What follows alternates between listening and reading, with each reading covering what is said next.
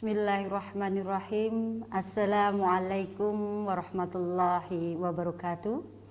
Ketemu lagi bersama saya Maesaroh dalam mata kuliah Fikih Ibadah.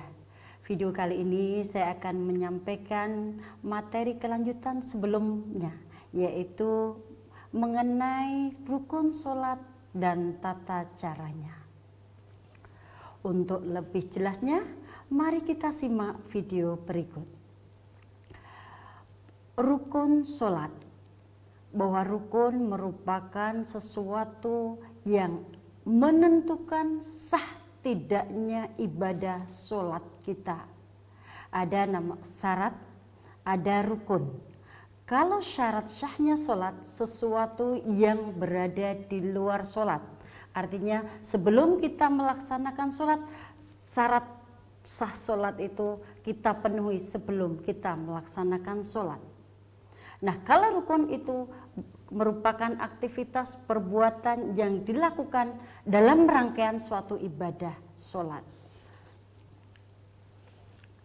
Yang pertama, bahwa rukun-rukun sholat ini para imam mazhab, para fuqaha berbeda pendapat.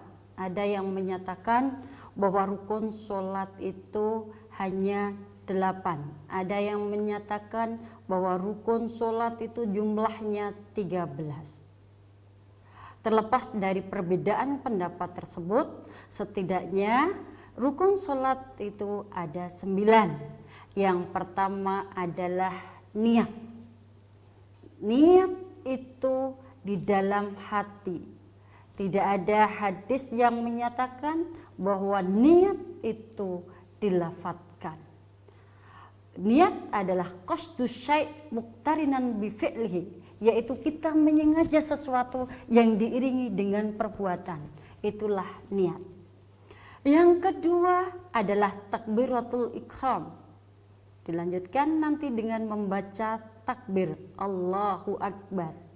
Yang ketiga membaca surat Al-Fatihah.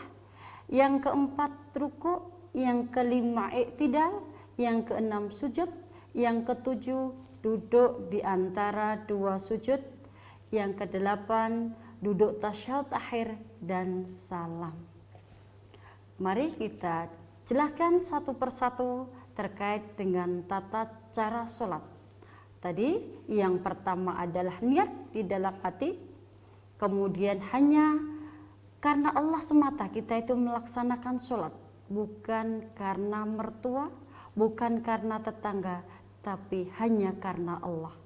Yang kedua adalah berdiri tegak menghadap kiblat dan membaca takbiratul ihram atau Allahu Akbar.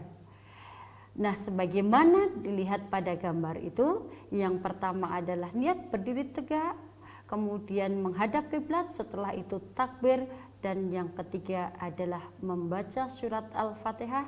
Tangan kita disedekapkan sebagaimana terlihat dalam gambar tersebut.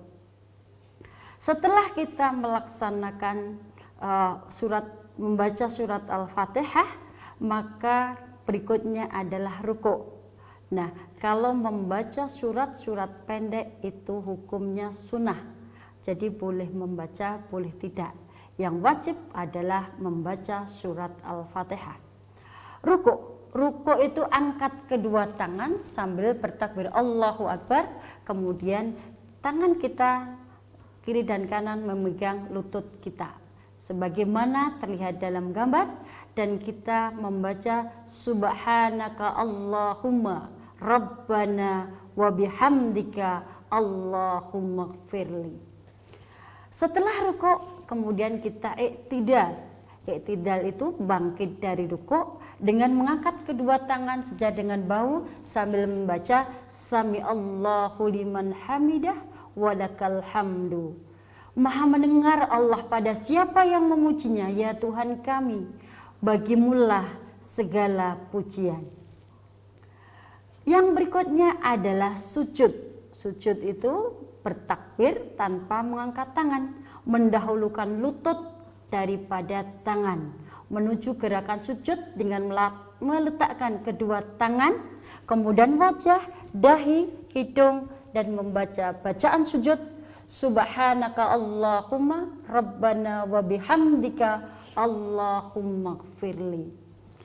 Yang berikutnya, setelah sujud kita duduk di antara dua sujud dengan membaca Allahumma gfirli warhamni wajburni wahdini warzuqni. Ya Allah, ampunilah aku, kasihanilah aku, cukupilah aku, tunjukilah aku, dan berilah rezeki untukku. Setelah itu kita sujud yang kedua. Jadi dalam satu rakaat itu ada dua sujud. Nah, sama bacaannya pada sujud yang pertama itu. Kemudian kita duduk di antara dua sujud. Untuk rakaat pertama, nanti kemudian setelah itu kita berdiri. Begitu juga untuk rakaat kedua, kemudian kita duduk iftirasi. Jadi di gambar 2, kalau kita melaksanakan sholat yang jumlah rakaatnya 4 atau 3 rakaat, misalnya untuk sholat isya, kemudian sholat duhur, sholat asar, itu akan melakukan duduk iftirasi. Begitu juga sholat maghrib, rakaat yang kedua kita duduk iftirasi.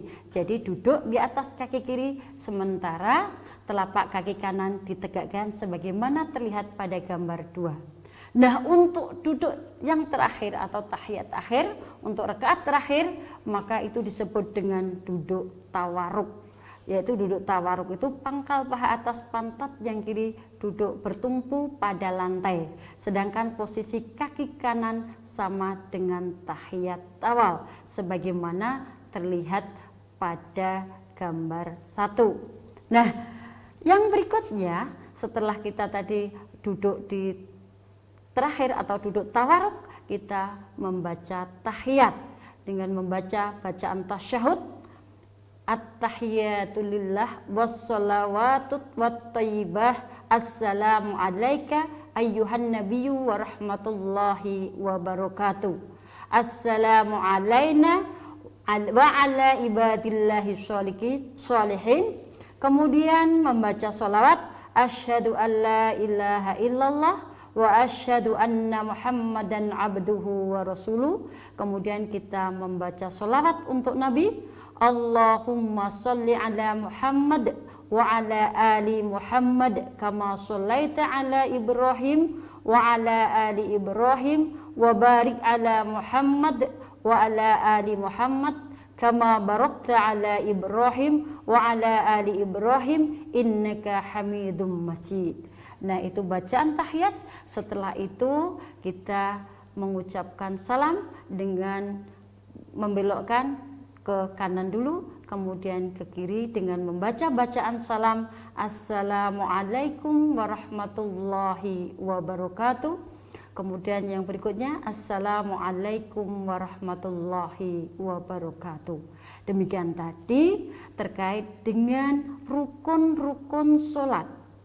Artinya apa? Bahwa apabila kita meninggalkan salah satu rukun sholat itu, maka sholat kita tidak sah. Itulah yang disebut rukun sholat.